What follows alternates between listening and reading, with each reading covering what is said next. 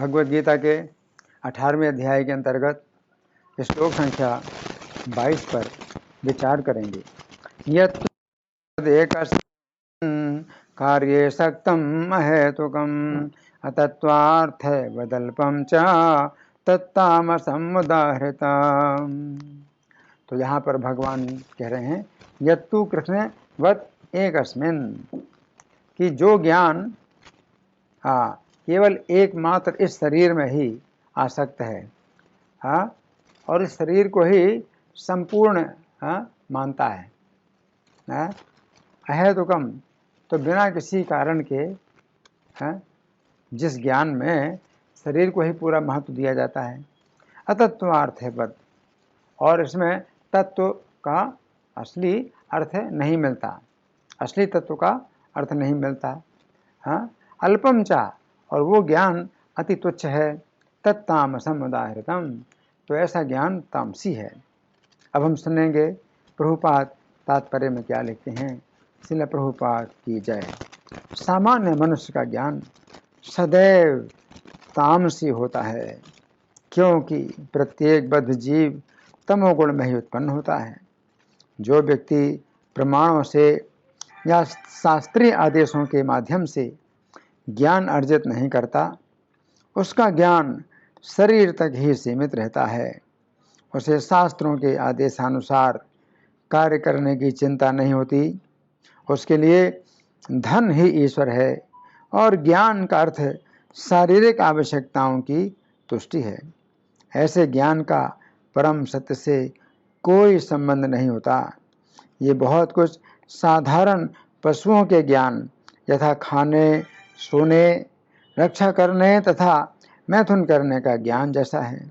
ऐसे ज्ञान को यहाँ पर तमोगुण से उत्पन्न बताया गया है।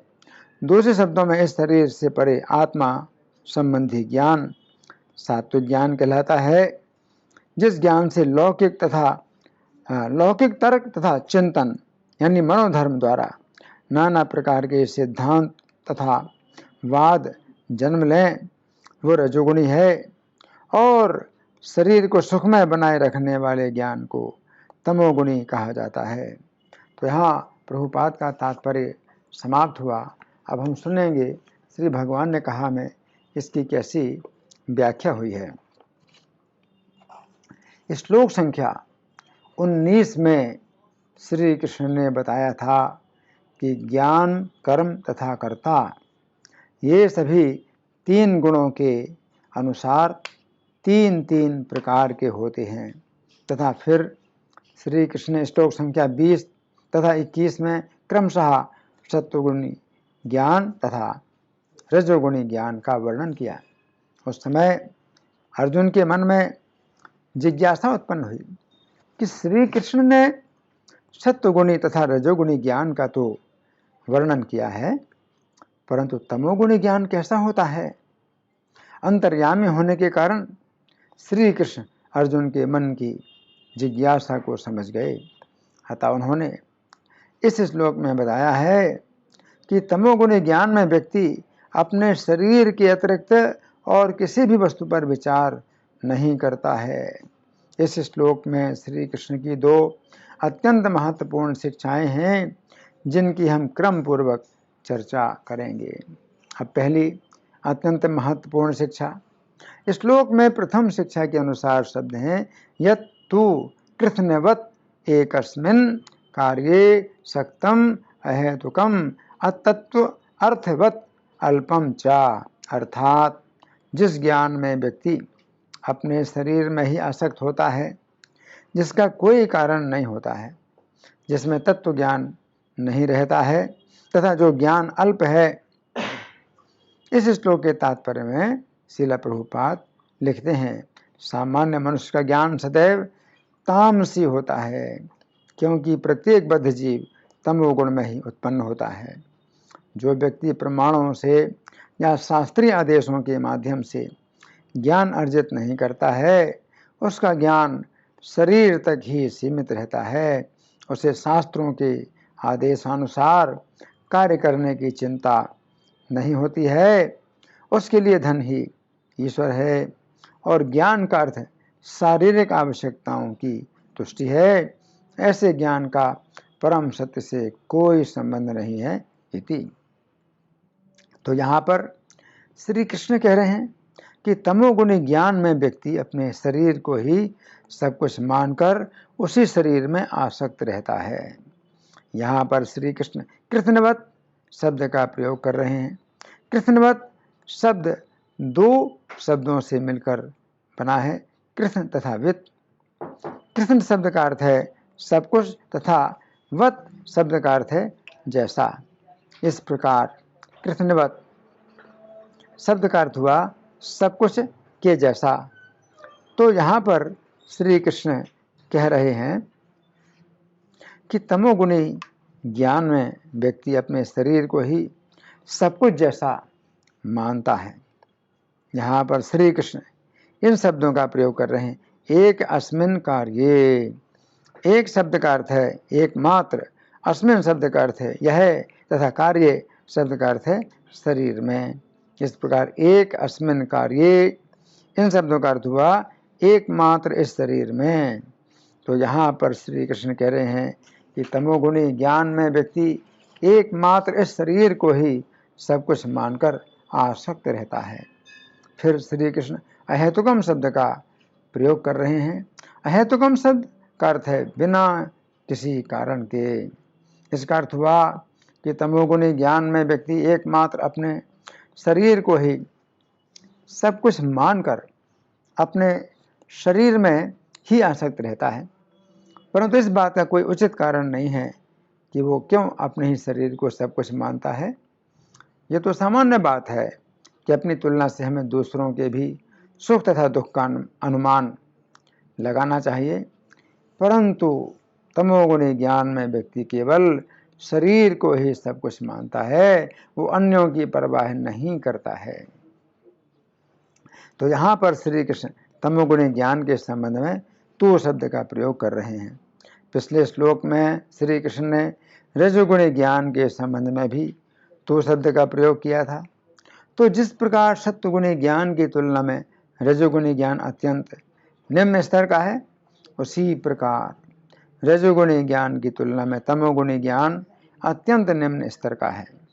रजोगुणी ज्ञान में तो व्यक्ति अपने परिवार, अपने समाज तथा अपने देश को महत्व देता है, परंतु तमोगुणी ज्ञान में तो व्यक्ति केवल अपने शरीर के अतिरिक्त किसी भी परिवार, समाज अथवा देश को महत्व नहीं देता है। इस श्लोक के तात्पर्य में श्रील प्रभुपाद लिखते हैं, ये ज्ञान बहुत कुछ साधारण पशुओं के ज्ञान यथा खाने, सोने, रक्षा करने तथा मैथुन करने के ज्ञान जैसा है। ऐसे ज्ञान को यहाँ पर तमोगुण से उत्पन्न बताया गया है इति। तो यहाँ पर श्री कृष्ण तमोगुणी ज्ञान के लिए अतत्वार्थवत शब्द का प्रयोग कर रहे हैं। अतत्वार्थवत शब्द चार शब्दों से मिलकर बना है, आ, तत्व, अर्थ तथा वत। आ शब्द का अर्थ नहीं, तत्व शब्द का अर्थ है वस्तु, अर्थ शब्द का अर्थ है अर्थ स्वरूप तथा वत शब्द का अर्थ है जैसा। इस प्रकार अतत्वार्थवत शब्द का अर्थ हुआ ऐसा ज्ञान जिसमें किसी भी वस्तु का अर्थ नहीं प्राप्त होता है। तो यहाँ पर श्री कृष्ण कह रहे हैं कि तमोगुणी ज्ञान वास्तविकता के ज्ञान से रहित जैसा होता है। इस ज्ञान में कोई वास्तविकता नहीं होती है। इस ज्ञान में व्यक्ति इतने अधिक अज्ञान में रहता है कि वो अपने शरीर में अपनी इतनी अधिक पहचान करता है कि वो ये भी नहीं समझ पाता है कि पहले उसका शरीर नहीं था अथवा आगे चलकर उसका शरीर नहीं रहेगा। ये बात तो बहुत दूर है। ऐसा व्यक्ति तो ये भी नहीं समझ पाता है कि उसका शरीर समय के अनुसार किस प्रकार बदल रहा है। उसे अपने शरीर के संबंध में पहले की किसी भी घटना का स्मरण नहीं होता है कि 10 वर्षों पूर्व उसके साथ कैसी अच्छी या बुरी घटना घटी थी, तथा न ही उसे अपने शरीर के संबंध में भविष्य में होने वाली किसी भी घटना की आशंका होती है। तमोगुणी ज्ञान में व्यक्ति अपने शरीर की जिस भी अवस्था में होता है उसी अवस्था में वो अपनी पहचान करता है कि वो सदा इसी अवस्था में रहा है तथा वो सदा इसी अवस्था में रहेगा। तमोगुणी ज्ञान में व्यक्ति इतना अधिक बेहोश रहता है कि जिस समय उसने भर पेट भोजन कर लिया है उस समय वो यही सोचता है कि उसका पेट इसी प्रकार भरा रहेगा। वो नहीं विचार करता है कि पहले उसे भूख का अनुभव हुआ था तथा उसे अत्यंत कष्टपूर्वक भोजन की प्राप्ति हुई थी तथा आगे चलकर उसे फिर से भूख का अनुभव होगा। इसलिए उससे पहले से ही अपने भोजन की व्यवस्था कर लेनी चाहिए। जिस समय गर्मी का समय होता है उस समय वो यही सोचता है कि ऐसी गर्मी हमेशा रही है तथा ऐसी गर्मी हमेशा रहेगी। जिस समय सर्दी का समय होता है उस समय वो सोचता है कि ऐसी सर्दी हमेशा रही है तथा हमेशा रहेगी। तो यहाँ पर श्री कृष्ण कह रहे हैं कि तमोगुणी ज्ञान में वास्तविकता की अनुभूति नहीं होती है। तो यहाँ पर श्री कृष्ण तमोगुणी ज्ञान के लिए अल्प शब्द का प्रयोग कर रहे हैं। अल्प शब्द का अर्थ है ऐसी वस्तु जिसका कोई भी महत्व नहीं है। इस तमोगुणी ज्ञान में जीव अज्ञान के अंधकार में डूबा रहता है।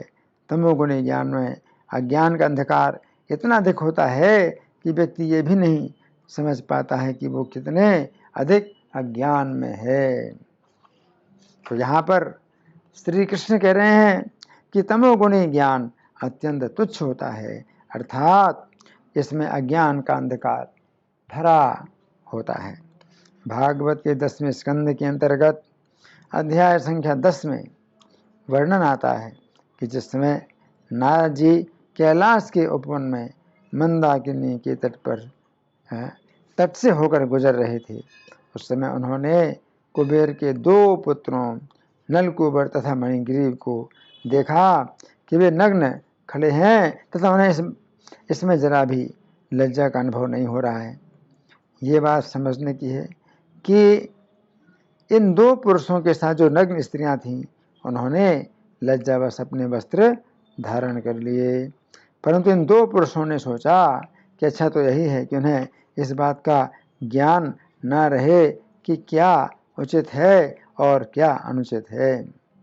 यदि उन्हें इस बात का ज्ञान रहेगा कि क्या उचित है और क्या अनुचित है,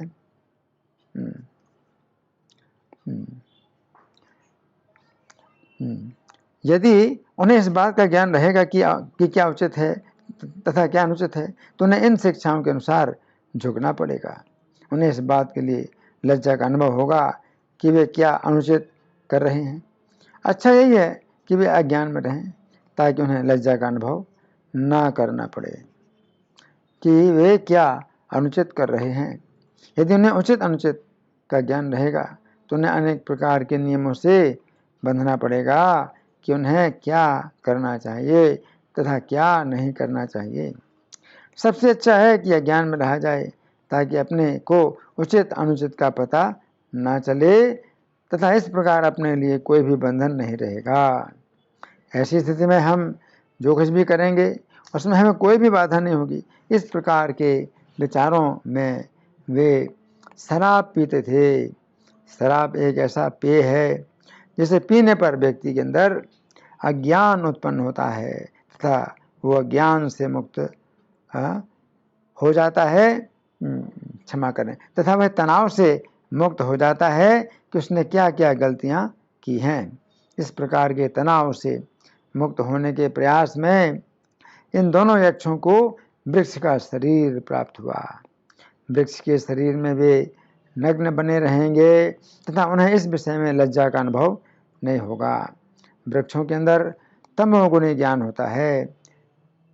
इस घटना से हमें पता चलता है कि यदि हम सत्वगुणी ज्ञान का तिरस्कार करते हैं तो हमें तमोगुणी ज्ञान प्राप्त होता है।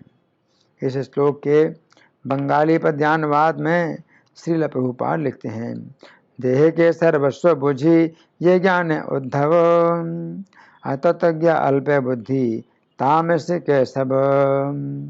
यहाँ पर श्री कृष्ण अर्जुन से कह रहे हैं, देह के सर्वस्व बुझी ये ज्ञान उद्भव, अर्थात हे अर्जुन जिस ज्ञान में शरीर को ही सब कुछ माना जाता है, वो ज्ञान तमोगुणी है। इस ज्ञान से दूर रहने के लिए तुम मेरी शरण लो। तो इस श्लोक में भगवान तमोगुणी ज्ञान का वर्णन कर रहे हैं। भगवान क्या कह रहे हैं कि ये जो शरीर है तो ये बड़ा तुच्छ शरीर है। इसी में जब कोई व्यक्ति पूरा आसक्त रहता है, और क्यों आसक्त है इस शरीर में, इसका उसे कुछ हेतु पता नहीं होता, कोई कारण पता नहीं होता कि क्यों आसक्त है इस शरीर में। अतत्वार्थ है वह अल्पम, तो तत्व के ज्ञान से रहित होता है ये ज्ञान है। अल्पम, और ये बहुत तुच्छ है। तत्तामसम उदाहृतम, तो शरीर, जब कोई व्यक्ति अपने शरीर की चेतना में पूरी तरह से डूबा रहता है तो वो ये भी नहीं सोचता कि पहले ये शरीर नहीं था। हम 20 साल पहले कैसे थे, अभी हम कैसे हैं, 20 साल पहले हमारा शरीर कैसा था। अगर विचार करें तो हम समझ सकते हैं कि शरीर में बहुत तेजी से परिवर्तन हो रहा है।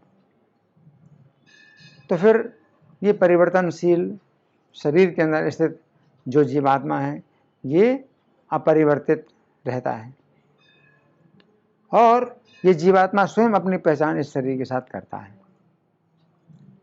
तो इस प्रकार का जो ज्ञान है ये कैसा है, अल्पम, अल्प ज्ञान है ना। तो जो पशु होता है तो पशु केवल अपने शरीर की ही चेतना में रहता है, और वो कुछ नहीं जानता कि उसकी माता कौन है, उसके पिता कौन है, उसके भाई बहन कौन है, कुछ नहीं जानता। वो पशु जो है केवल इतना जानता है कि मुझे अपना पेट भरना है, और अपना पेट भर गया तो फिर उसे कोई मतलब नहीं है किसी से कि किसी का पेट भरा कि नहीं भरा है। पशु जो है जब उसके शरीर के ऊपर कोई संकट आता है तो फिर वो भागता है, तो डर के मारे भागता है। उसके शरीर में अगर कोई संकट है तो वो दूसरे के शरीरों की चिंता नहीं करता, केवल अपने शरीर की चिंता करता है ना। तो भगवान यहाँ पर कह रहे हैं कि सक्तम अस्मिन कार्ये सक्तम अहेतुकम। अहेतुकम का मतलब है कोई उचित कारण होता ही नहीं, इस प्रकार के ज्ञान का कोई उचित कारण नहीं होता। अगर हम विचार करें तो फिर हम सोच सकते हैं कि श्री कृष्ण की जो भक्ति है यही हमारे जीवन का लक्ष्य है, और शरीर तो धीरे धीरे जर्जर होता जा रहा है। ये शरीर तो धीरे धीरे मृत्यु के निकट जा रहा है। तो मैं जब तक ये शरीर है तब तक इस शरीर में अधिक से अधिक कृष्ण भावनामृत का विकास कर लूँ। तो कृष्ण भावनामृत का जो विकास है ये कैसा ज्ञान है, ये है सत्वगुणी ज्ञान। तो सत्वगुणी ज्ञान में व्यक्ति बहुत जागरूक रहता है। सत्वगुणी ज्ञान में व्यक्ति सोचता है कि मैंने अज्ञान में ना मालूम कितने जीवन बिता दिए, और अब मैं सोचता हूँ कि केवल एक ही आचार्य के अनुगत रहूं और दिन रात भजन करूं।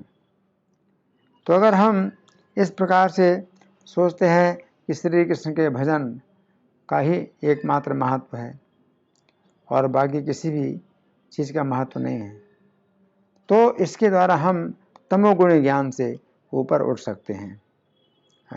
तो भगवान यहाँ पर तमोगुणी ज्ञान का वर्णन कर रहे हैं और कह रहे हैं कि अतत्वार्थ है विदल्पम चा तत्तामसम उदाहृतम, कि ये अल्प ज्ञान और बिना किसी तत्व के अर्थ से समन्वित है।